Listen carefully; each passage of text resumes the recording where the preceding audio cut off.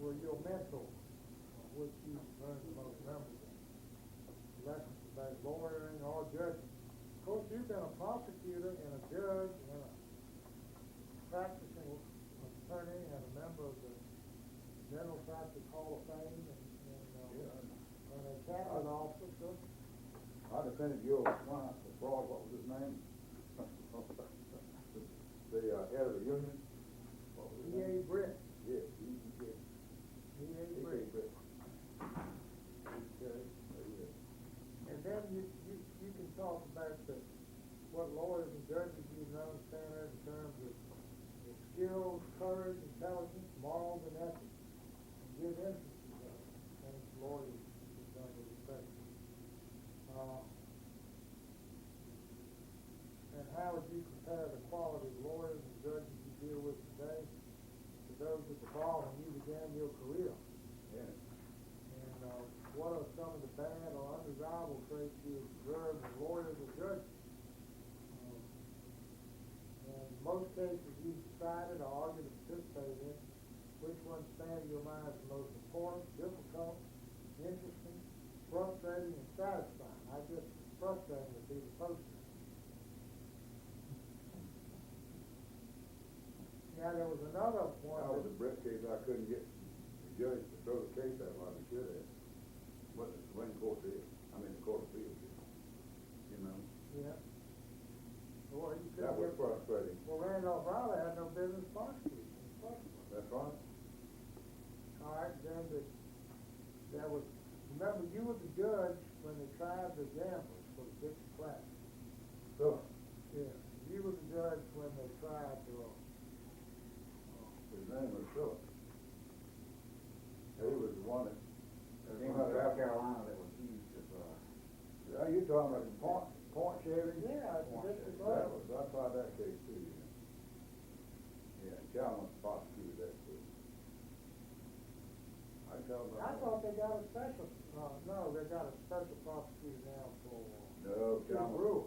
Chalmers would never let anybody. I wasn't in that Brewer case. Well, they That was did Jim Nance. in the Kid Brewer case, Sarah Sanford and, Sewell, the Attorney General, I guess.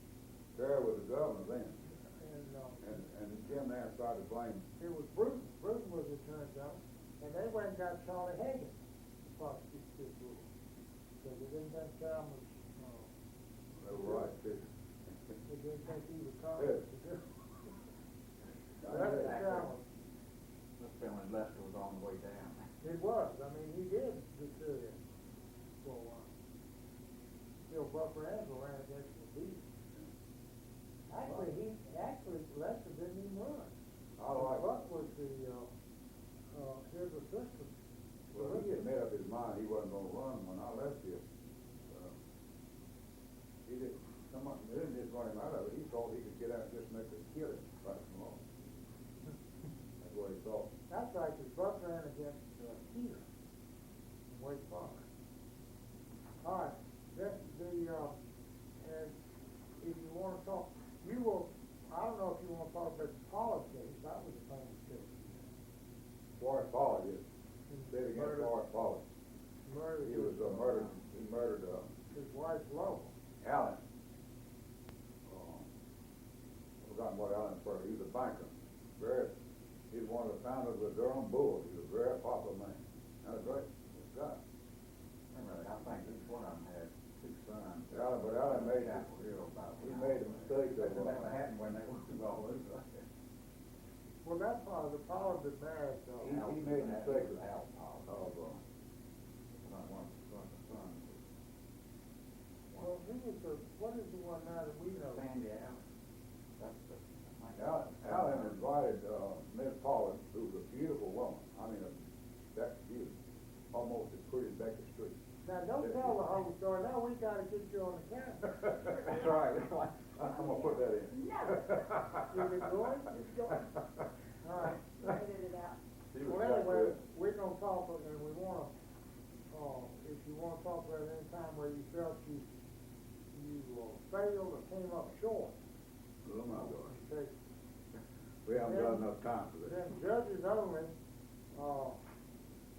how would you describe a judge's job, or what exactly do judges do when they're hearing a case? And all that about judges, you don't need to do that anymore. And what do you understand a lawyer's duties to be as to the court and to the community and to the profession? And how do you view the ethical standards of the prosecution today as compared with the previous years when you started out? How are they different? Changes for better or worse? How and why? And if you were starting out today as a young lawyer or judge, what would you different from what you've done? Now that's just some things, suggestions we can talk about.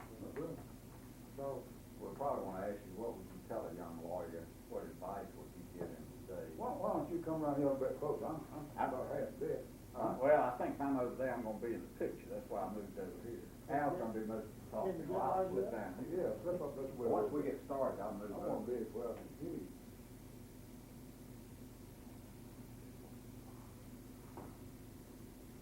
Let's start. Right in the front, go ahead.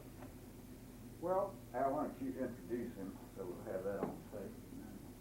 Introduce Judge Clark. this is Judge Heman R. Clark. Spell H-E-M-A-N. No R in it. And Judge Clark is now 82 years old. And That's right. had a long and distinguished career at the bar. And we'd like you to talk to us and talk and preserve for members of the bar for posterity some of your ideas and thoughts. And why don't you start by telling us about your family, where you were from, and where you grew up, and all that stuff. Well, I was born in the county of Bladen. All my people were from Bladen County, on the banks of the Cape Fear. My mother's people had a farm on one end, and my father's people on the other side of the business town, on the Cape Fear River. They love those big farms, and we still have some of them.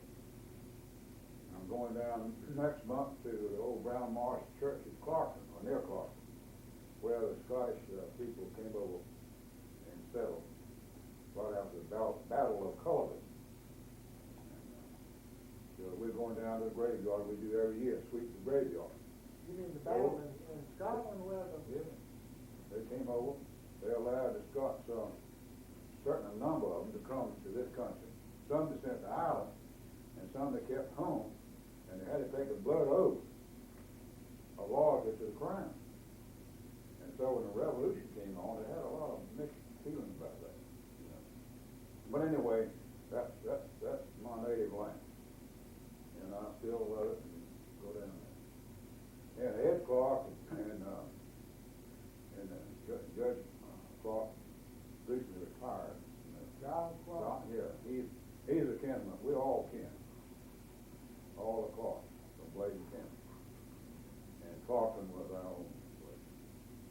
Anyway, that's where I was born, but my father moved us up to Fayetteville in order to make a living, I guess. And when I was about 4 years old. So really I spent most of my life in Fayetteville. But I have an older brother, Jerome, and he's still living. He's 86, but he's in good health mentally. He has a good disposition right on. He's fully retired. And he thinks I should retire too, but I'm not going to as long as I can get such good health as I have all around. But anyway, that's where I came from, and Scotch people, and we still have that tradition. Well, for the record, you're talking to Al Adams and Fred Parker. That's right. Talk with you about your experiences. What about your father? What did he do? He was a lawyer. He was a good lawyer. He was a good lawyer, trial lawyer, country lawyer, and he made a good living practicing law. But he made a mistake of getting in politics, and first thing you know, he was in Congress. But but he was a good trial lawyer. He tried some wonderful criminal cases and civil cases. And he was the lawyer for the bank when they would fail and all that sort of thing. He was a great guy. And of course, my brother and I wanted to be like he was, and that's we never thought about anything but being lawyers. And so that's the way we came up. But when I was a kid in Bladen County, just a little child, I can remember the judge coming to town. He came about three times a year, maybe four, to Bladen County. And so Daddy would have him to lunch. And so she'd go to all kinds of preparation, troublemaking. And there'd be a lot of talk about it before then. And so I remember Judge Grady coming to lunch. Actually, he was kin to my mother, I think. But anyway, they called us in to the table, and Judge Grady was there. And Daddy said, "Jerome, this is Judge Grady." Jerome looked at him like serious. He said, "Well, I declare." He expected something else. He didn't think he'd be a human being. He said, "I declare." It was a little letdown. But well, anyway, we had a great admiration for the court from childhood. And I never dreamed of being a judge, but I was practicing law in Fayetteville, and Judge Nemitz resigned finally. He kept threatening to for years, but he finally resigned. So the other candidate was running. I won't mention his name because he's a good fellow. But he was not desirable as far as the other lawyers were concerned. So they kind of pushed me into running the judge. And I had to go through appointments first, of course, and then run for it. So Luther Hodges appointed me the judge. And I had to run. But all the lawyers lived up to their promise. They didn't record a single deed that whole week of the election. They devoted themselves to my election. And so I got in that way. That's where I got in to be a judge. But I never really intended to. Well, had you been a prosecutor before that, or solicitor? Oh, yes. After World War II, I was a judge advocate, by the way, in World War II. So I didn't even leave the law while I was in the Army. Well, let's go back and tell where you went to school with him. Oh, yeah. Well, we have a family tradition. My father went to Davidson and the Carolina Law School. He graduated with Omax Gardner and a few of those guys. Anyway, I went to Davidson as he did, and as my brother did, and then to Carolina. And finished, I think, Chapel Hill about 1940. And then I got married, I believe it was 41, shortly after that. But then the war broke out, and we got into it. And so I volunteered for the Navy, but they wouldn't accept me. And my brother got in the Navy. He became intelligence in the naval intelligence. They made him a lieutenant right off. And he got in the intelligence service. And they sent him to Asheville to interview missionaries. But he couldn't tell what he was doing. But what he was doing was finding out all the missionaries knew about the islands and the Pacific and everything. It was very important. But he couldn't tell it because he was in naval intelligence. So they asked him what he was in the Navy. Well, like in Asheville. You know, you were assigned to where, Nevada or someplace. So Jerome had the same thing.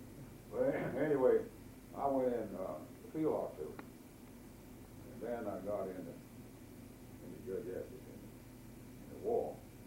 Came home in 45. So I had a pre-Pearl Harbor baby. So I really just was kind of late going in. But I went to sign as post judge advocate down at Camp Bland in Florida. That was a great experience. never forget going in there the first day and had all these Germans that captured Africa Corps. They captured them in North Africa, and they were there doing orderly work, working on the latrine and everything. And I went in the latrine when I first reported as a brand new lieutenant, and they all said, "How Hitler?" I thought, oh my God, I'm being ambushed. Ambushed at Fort Benning. Anyway, that was fun. It was a fun experience. And a good one. Had some wonderful friends in it and all.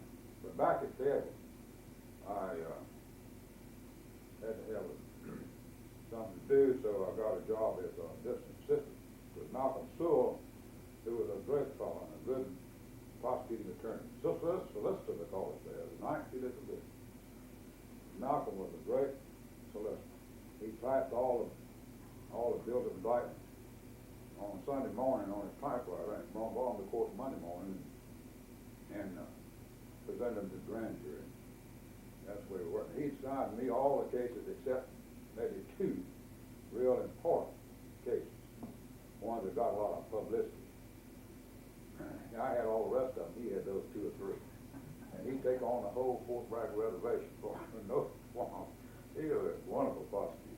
Anyway, I really learned a lot on the but one of the most interesting case, I think, of all.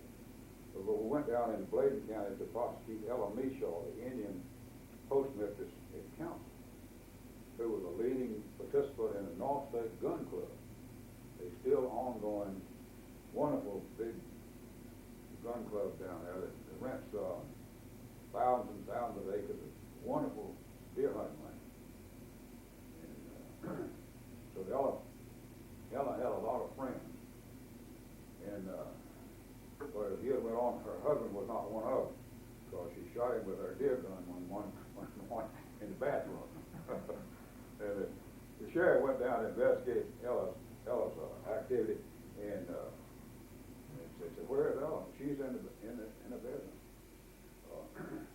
Well, what is her condition? Well, she's about to pass out. Well, has anybody got any smelling salts, or what is that? Ammonia? Yeah, anybody got any ammonia? Somebody pulled out a little bottle of ammonia. Sheriff took himself a little swig of it first, and then he went to see about Ella. So that came out in the trial. Well, anyway, it was funny. She stayed in jail, and that old jail in Bladen County was no place of luxury. I mean, it was that time. That was something. And I can see her looking out the window now. And she had the sympathy of everybody in Bladen County before trial began after Christmas. Her lawyer was smart enough not to take her out of jail. So she got the sympathy of everybody.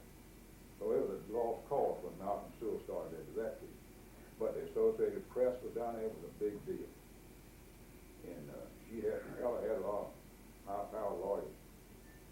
And Malcolm and I were prosecuting. But Charlie Craven told that case in. I said, Malcolm, I believe we over-prosecuted. Not reduce this charge to manslaughter or something. Ella was claiming self-defense, of course. And Malcolm said, Charlie Craven said, "Oh, no, don't do that. We've got all this set up here for the Associated Press."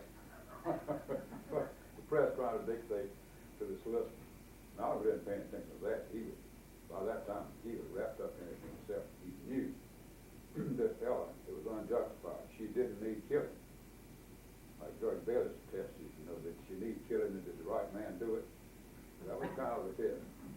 And she didn't need killing, and he didn't need killing, and the wrong one did.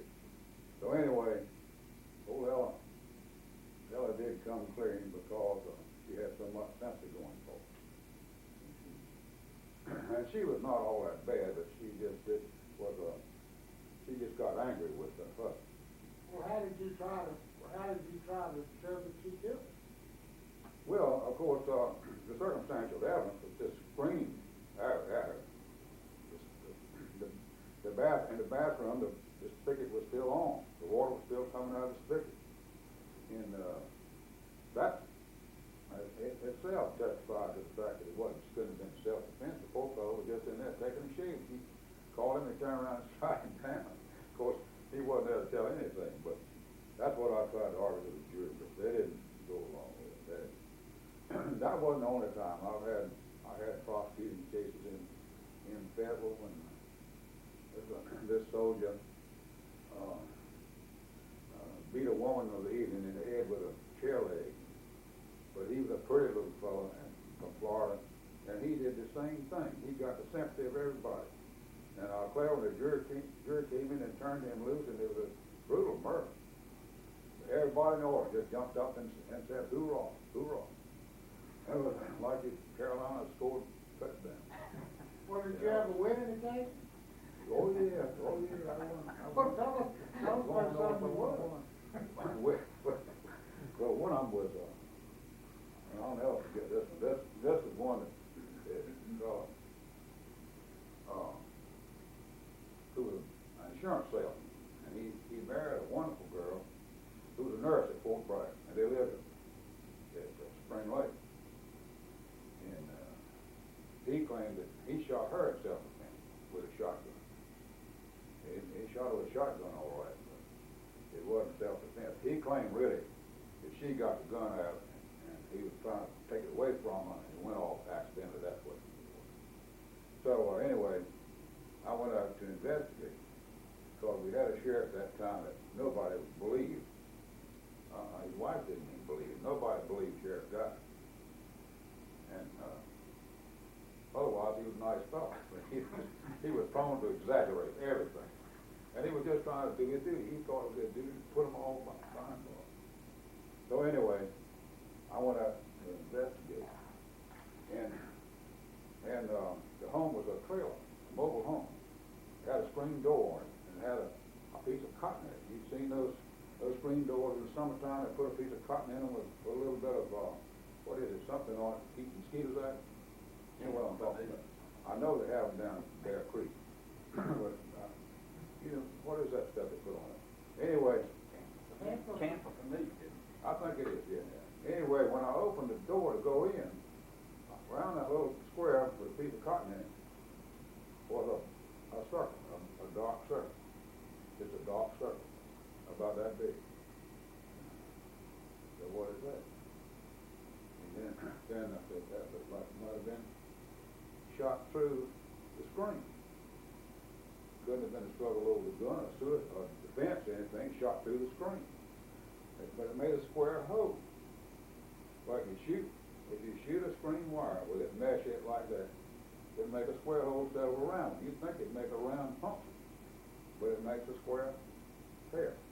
Well, I didn't really know that then, but I just couldn't figure out what that thing was.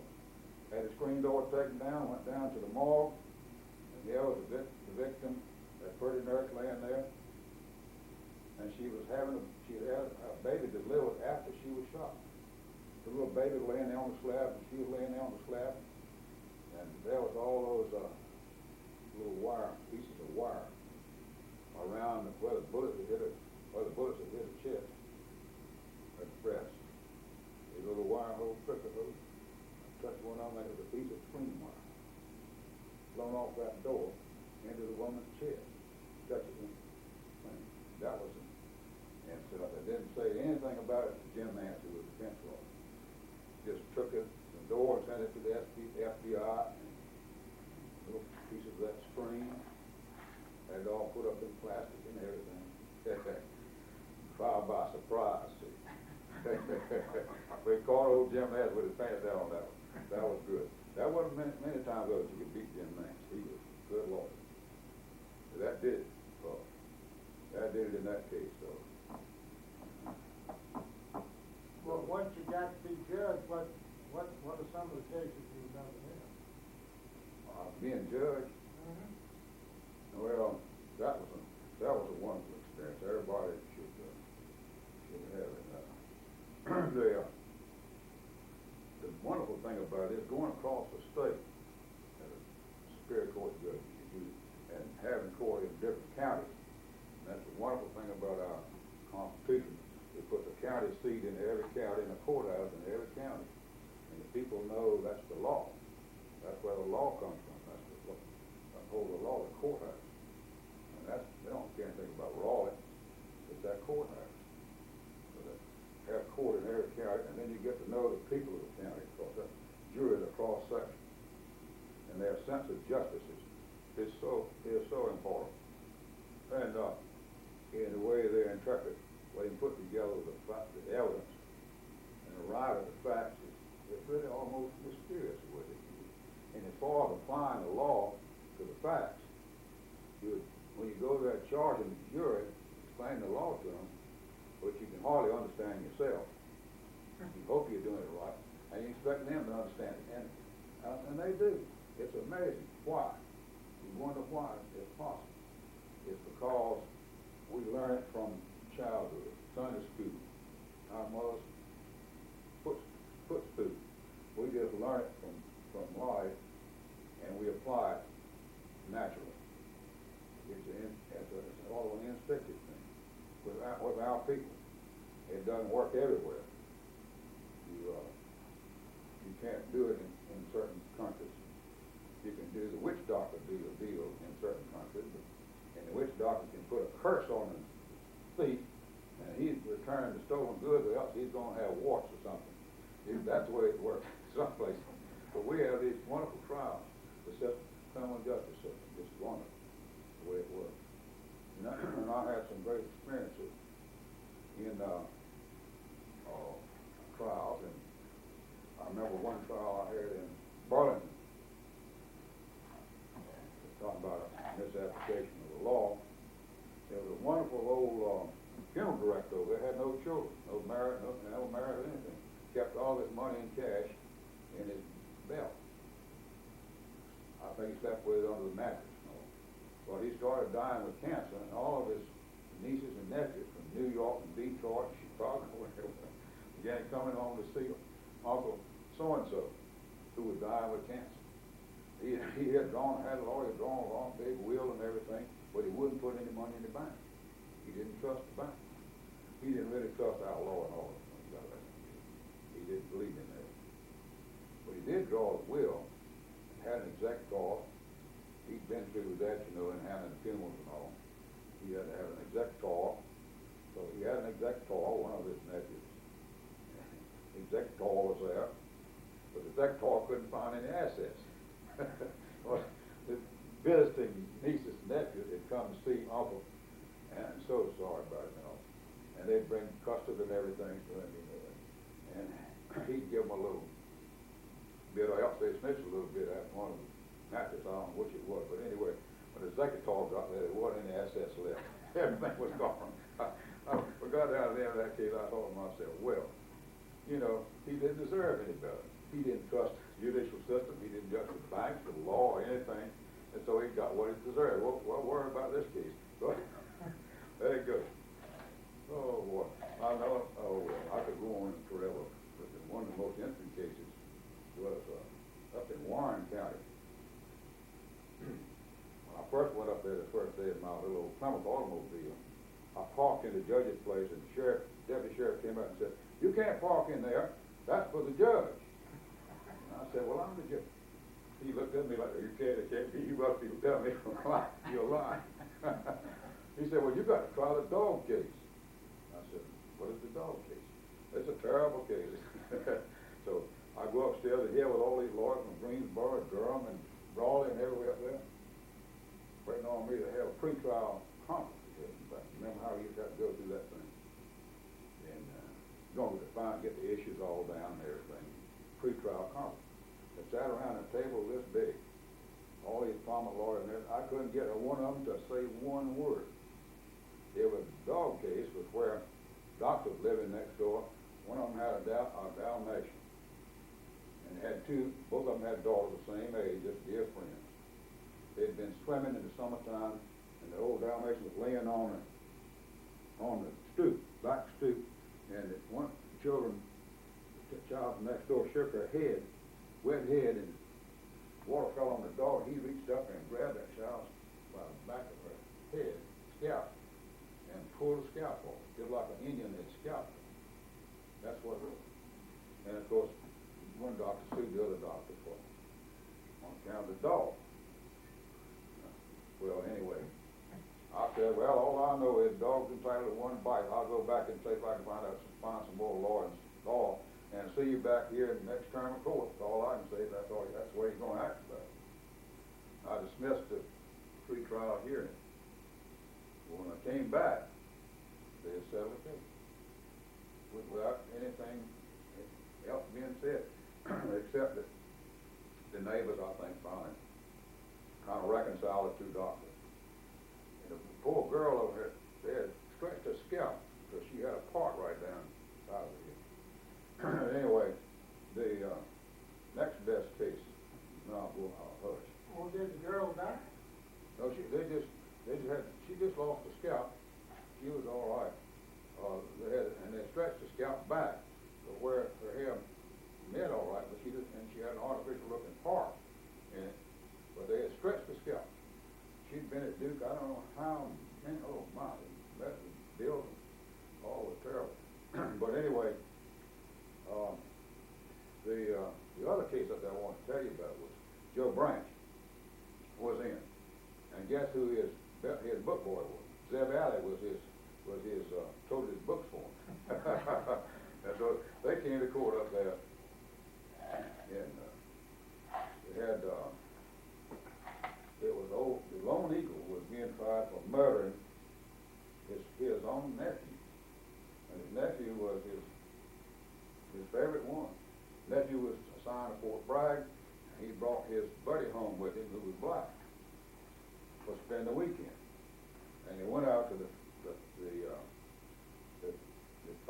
favorite juke joint where the Chalawa Indians all gathered on Saturday night to dance. And Was this down in Halifax? yeah, no, Warrenton. The Chalawa Indians in Warrenton too. They're all across that north part of the state. The Croatans are down in the southern part. This is up there. Anyway,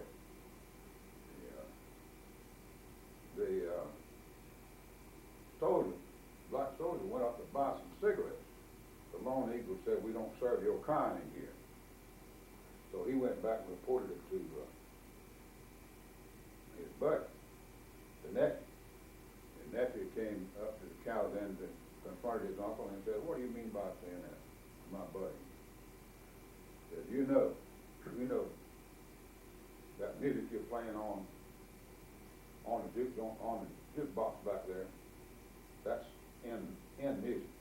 I won't use the word, but he used the real word. That's in music. You're a part in yourself. And when he said that, the Lone Eagle reached under the counter, pulled out his pistol, and shot his nephew to death right there. Sure did. Joe Branch was prosecuted. The family, Blackboard family hired him. And Senator Carl Falk was defending the Lone Eagle. And I remember those. You mean the car that was in the House of Representatives here in Raleigh? Yeah. John Carr's. John Carr's dad. Not his grandfather. Well, his grandfather was in Congress with my father. Won the car down the claim for. But and I knew him too.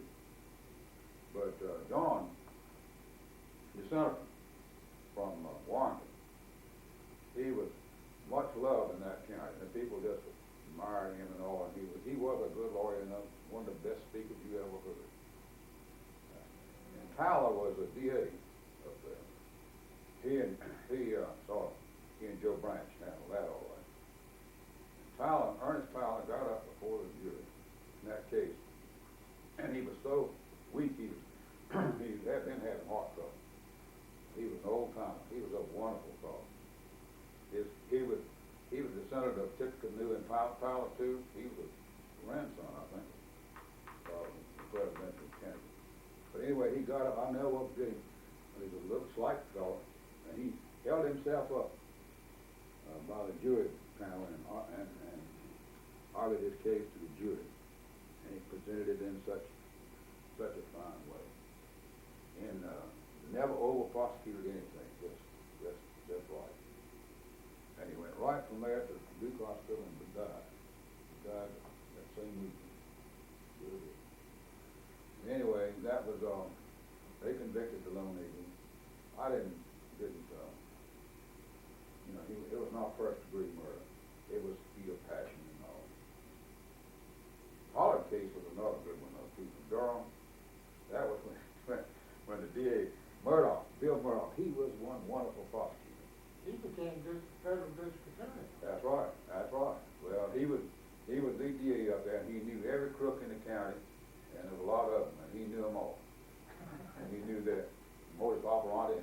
crime was committed, he could just about tell you who did it without even going out and looking. Anyway, he was a much feared and revered prosecutor. Well, he was in school with Forrest Pollard. They were in law school together. And Forrest was married to a beautiful lady, Tom, what's her name on Piedmont Airlines? Davis. Tom Davis's sister. That's who he was married to. And she was a beautiful, statuesque woman with looked like Becky Street almost. Anyway, she was beautiful. And she came marching in the courtroom. I'll never forget it. With her linen suit on, blue suit with white collars and all, you know, little cuffs and all. Well, of course, Murdoch had arranged. The press was so anxious to get pictures and everything. So he'd arranged for her to come into the basement, and he was worried about her testimony because the only witness there was the maid. Well, what was she charged with? Murder. She was charged with murder? No. She was a witness. Pollard was the defendant on that. I didn't tell this very well. What happened was, Allen made the mistake of taking Ms. Pollard to the tea dance. She and Forrest Pollard were separated, but he was very, very much in love with her right on and very jealous of her. So he was watching every move she made. And so Allen, who was a wonderful banker there in Durham, didn't do it. Just escorted her to the broad open daylight tea dance and took her back home. But he went into the house with her, into her home,